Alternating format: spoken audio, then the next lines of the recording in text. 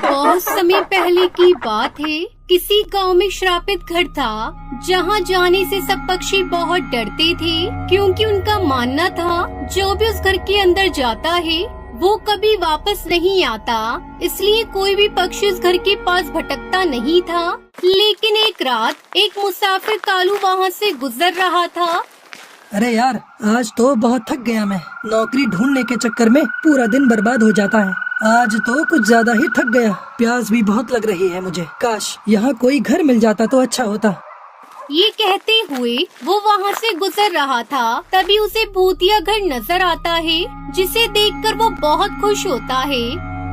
अरे वाह, ये घर कितना सुंदर है। अगर मैं ऊपर वाले से आज कुछ और मांगता तो शायद वो भी मिल जाता। चलो इस घर के अंदर जाके देखता हूँ। वैसे भी मैं बहुत थक गया हूँ। अब मुझे थोड़ा आराम करना भी जरूरी है, तभी मैं गाँव जा पाऊँगा।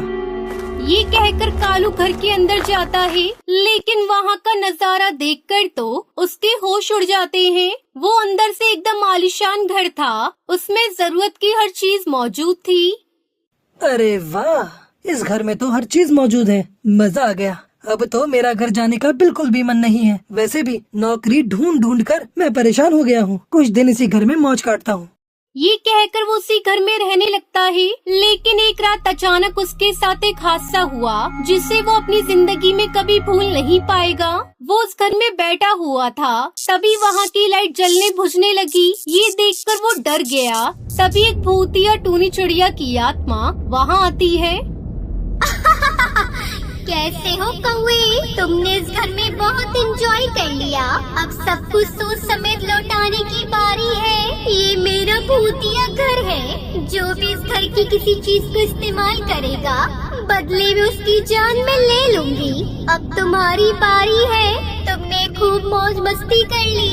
अब वक्त आ गया है तुम्हारा इस दुनिया से जाने का।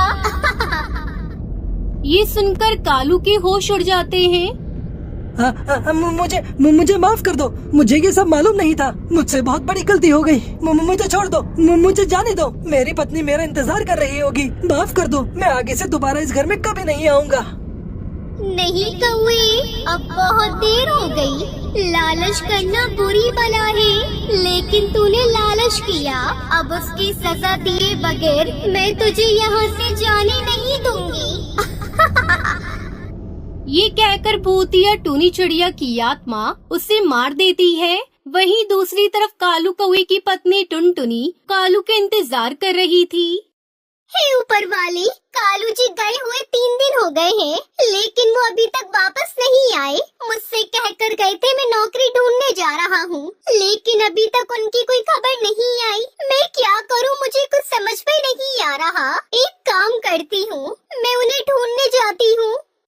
ये कहकर टुनटुनी कालू कौवे को ढूंढने निकल जाती है और उसे रात हो जाती है। वो बहुत थक जाती है और थक हार कर वो उसी भूतिया घर के पास पहुंच जाती है। हे ऊपर वाली, मैं तो थक गई, लेकिन कालू जी का अभी तक कुछ पता नहीं चला। अरे वो सामने घर किसका है? चलो वहाँ कुछ देर आराम कर लेती हूँ। ये कहकर वो भूतिया घर के अंदर जाती है। तभी उसे कालू की लाश वहाँ मिलती है।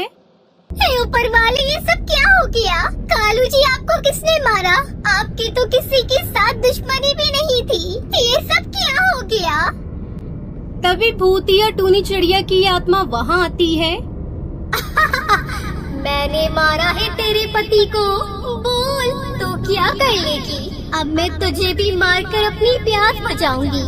ये मेरा भूतिया घर है, यहाँ से कोई बचकर नहीं जा सकता। ये कहकर वो टुनटुनी को मारने के लिए आगे बढ़ती है, लेकिन उसे जोर से झटका लगता है और वो दूर जाकर गिरती है। मैं तुझे क्यों नहीं मार पा रही? तेरे अंदर ऐसा क्या है जो मेरी शक्तियाँ तेरे आगे कम पड़ रही है? मैं कोई मामूली चिड़िया नहीं हूँ, मैं जादुई चिड़िया हूँ। मैं अमर हूँ, तो मुझे नहीं मार सकती, बल्कि मैं तुम्हारा विनाश कर सकती हूँ। ये कहकर टुनटुनी अपनी शक्तियों से भूतिया टूनी चिड़िया की आत्मा और उसके भूतिया घर को आग लगाकर राख कर देती है और वहाँ से चली जाती है।